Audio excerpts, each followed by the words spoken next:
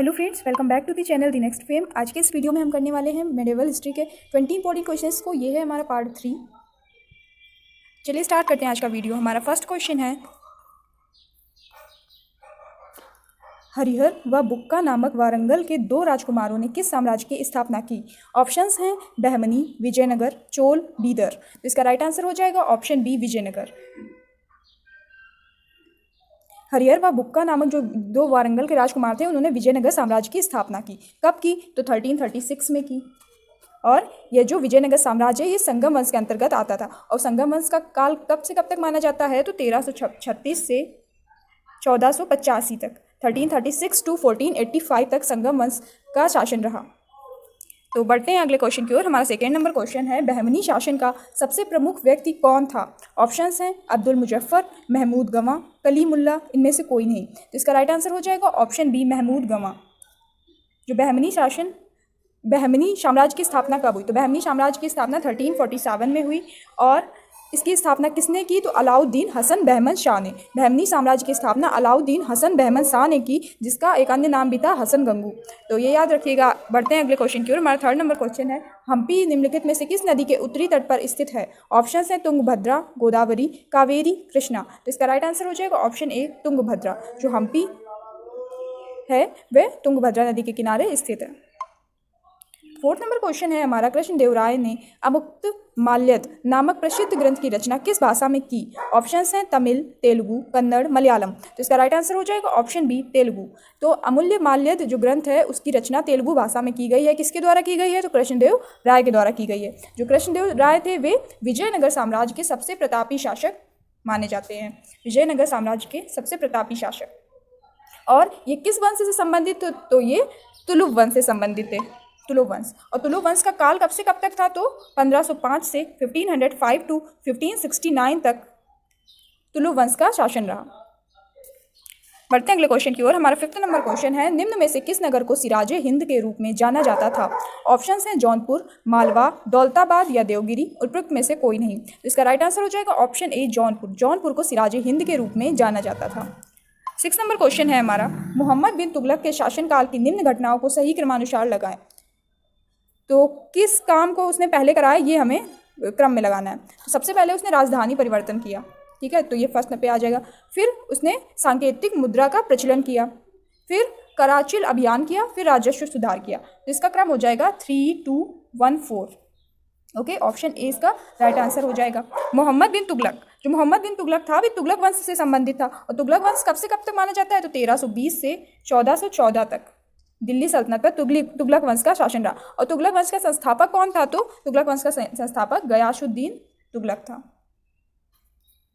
चलिए बढ़ते हैं अगले क्वेश्चन की ओर। हमारा सेवेंथ नंबर क्वेश्चन है, किस बहमनी शासक को उसके क्रूरतापूर्ण कार्यों के लिए जालिम की उपाधि दी गई? ऑप्शंस हैं महमूद शाह, मोहम्मद शाह, हुमायूं, मुजाहिद शाह। इसका राइट आंसर हो जाएगा ऑप्शन सी, हुमायूं। हुमायूं को उसके क्रूरतापूर्ण कार्यों के लिए जालिम की उपाधि दी गई। यह मुगल वंश से संबंधित था। और मुगल वंश का संस्थापक कौन था? तो मुगल वंश का संस्थापक बाबर था। बाबर के पुत्र का नाम हुमायूं था। हमारा 8th नंबर क्वेश्चन है, निम्न में से कौन सा यात्री विजयनगर साम्राज्य के वैभव के विवरण से संबंध नहीं है? ऑप्शन है Abdul Razzaq, Domingo Paes, Ibn Battuta, Nuniz. इसका राइट आंसर हो जाएगा ऑप्शन सी, इब्न बतूता। जो इब्न बतूता है वह विजयनगर साम्राज्य के वैभव के विवरण से संबंध नहीं। जो अन्य 3 ऑप्शंस दे रखे गए, उन्होंने विजयनगर साम्राज्य के बारे में लिखा, उसके बारे में विवरण दिया। जबकि जो इब्न बतूता था, वह मोहम्मद बिन तुगलक के काल में था, मोहम्मद बिन तुगलक के दरबार में था। ठीक है, तो इसका राइट आंसर बिल्कुल ऑप्शन सी हो जाएगा। 9 नंबर क्वेश्चन है, इक्ता शब्द का अभिप्राय क्या है? सर्वोच्चता का नियम, सैनिक अधिकारियों को सुल्तान द्वारा भूमि अनुदान, युद्ध की लूट में राज्य का 1/5 हिस्सा, वेतन के बदले में किसी प्रदेश के राजस्व की उगाही का अधिकार देना। तो इक्ता का क्या अर्थ होता है? तो इक्ता प्रणाली को सबसे पहले किसने लागू किया? तो इल्तुतमिश ने। ठीक है, इल्तुतमिश ने सबसे पहले इक्ता प्रणाली को लागू किया। और इक्ता शब्द का अभिप्राय होता है वेतन के बदले में किसी प्रदेश के राजस्व की उगाही का अधिकार देना। तो बिल्कुल इसका ऑप्शन डी राइट आंसर हो जाएगा। हमारा 10th नंबर क्वेश्चन है, सुमेलित कीजिए। सूची 1 में और सूची 2 दे रखी गई। तो हिंदुओं द्वारा दिया जाने वाला भूमि कर क्या कहलाता था? तो हिंदुओं के द्वारा दिया जाने वाला भूमि कर खराज कहलाता था। युद्ध की लूट में राज्य का 1/5 भाग को क्या कहते थे? तो खुम्स कहते थे।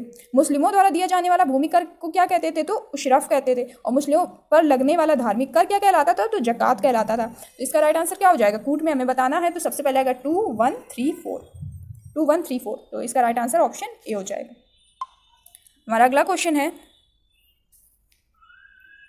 मुगल काल में भूमि की माप की प्रथा निम्न में से किस शासक ने शुरू की? ऑप्शन है अकबर, शेरशाह, शाहजहां, औरंगजेब। तो इसका राइट आंसर हो जाएगा, मुगल काल में भूमि की माप की प्रथा निम्न में से किस शासक ने शुरू की? तो इसका राइट आंसर हो जाएगा ऑप्शन बी, शेरशाह। शेरशाह द्वारा ही भूमि की माप की प्रथा शुरू की गई। शेरशाह का असली नाम क्या था? तो शेरशाह का असली नाम फरीद था, फरीद। और ये किस वंश से संबंधित था? तो ये सूरी वंश से था। सूरी वंश का काल कब से कब तक था? तो 1540 से 1553 तक, 1542 1553 तक।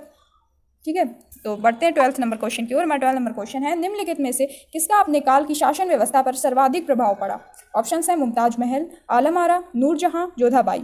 इसका राइट आंसर हो जाएगा ऑप्शन सी, नूरजहां। नूरजहां ने अपने काल में जो शासन व्यवस्थाएं लागू की उनका सर्वाधिक प्रभाव देखने को मिला। नूरजहां कौन थी? तो नूरजहां जो थी वे जहांगीर की पत्नी थी। जहांगीर की पत्नी का नाम नूरजहां था।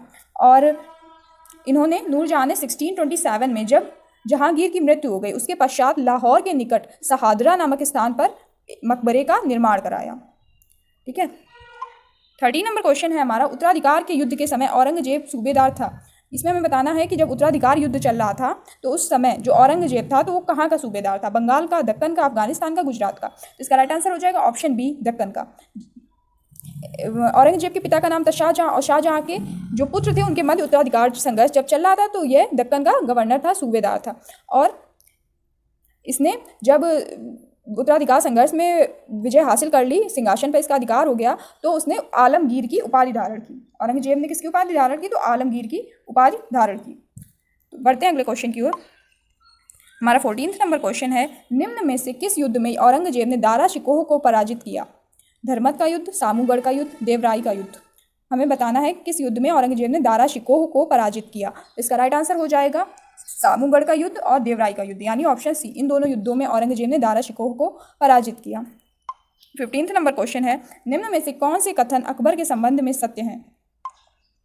उसने जजिया और तीर्थ यात्रा कर को क्रमशः 1564 1563 ईस्वी में समाप्त कर दिया।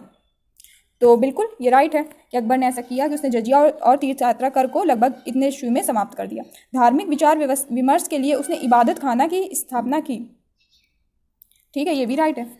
उसका दीन इलाही सामाजिक नियमों से संबंध था, ये भी राइट है।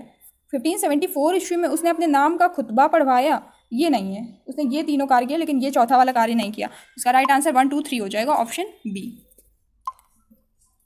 16 नंबर क्वेश्चन है,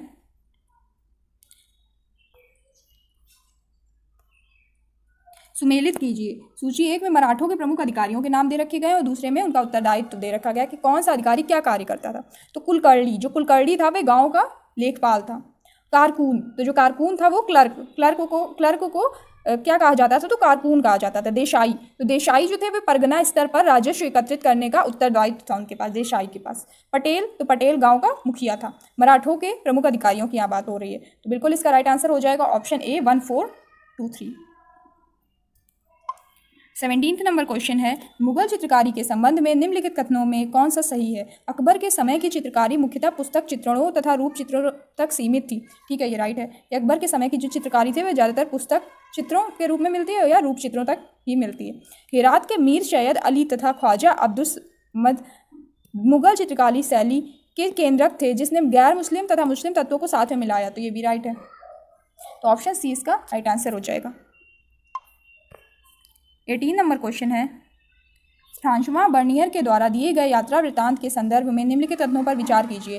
भारत में शिल्प उत्पादन पतनोन्मुख था क्योंकि भारत में कच्चा माल स्थानीय स्तर पर उपलब्ध नहीं था। तो ऐसा नहीं है। जो फ्रांसवा बर्नियर ने अपने यात्रा वृत्तांत में विवरण दिया है उसके अनुसार ये लिखा गया है कि भारत में शिल्प उत्पादन पतनोन्मुख था, लेकिन उसका जो कारण था वो ये था कि मुनाफे का अधिग्रहण पूरा राज्य के द्वारा कर लिया जाता था, इसलिए पतन पर था शिल्प उत्पादन। तो ये तो रॉन्ग हो जाएगा क्योंकि इसमें कहा गया कच्चा माल स्थानीय स्तर पर उपलब्ध नहीं था, इस वजह से पतन पे था। तो नहीं, ऐसा नहीं है।